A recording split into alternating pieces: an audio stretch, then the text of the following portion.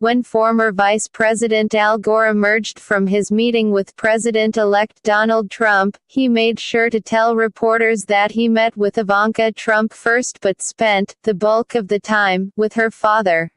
Gore, an outspoken advocate for fighting climate change, was obviously there seeking to find whatever common ground he could with the new administration, led by someone whose positions on climate change are at best unpredictable.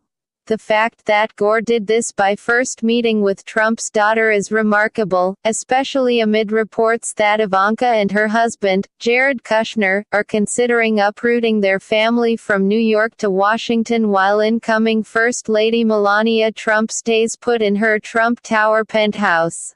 It begs the question, who exactly is going to be the First Lady come noon January 20th?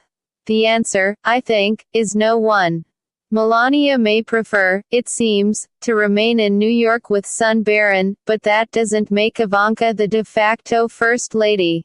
It makes her someone potentially much more publicly powerful.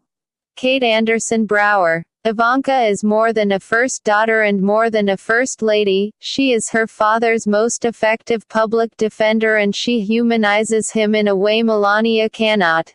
Melania's decision to stay in New York while her son finishes the school year does leave a vacuum for the position of First Lady, but Ivanka will be far too busy to be her father's helpmate.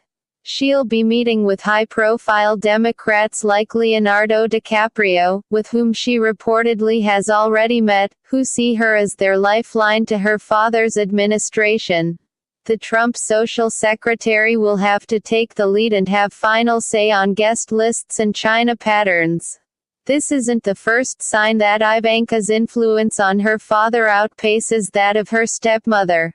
After Melania was criticized for cribbing parts of her remarks at the Republican National Convention from First Lady Michelle Obama, Ivanka positioned herself as the moderate in her father's circle during her own speech at the convention, in which she spoke out strongly for progressive values like child care tax credits.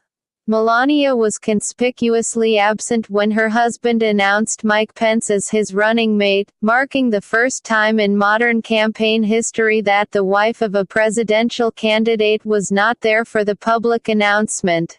Of course, Ivanka and Jared stood gamely by Trump's side.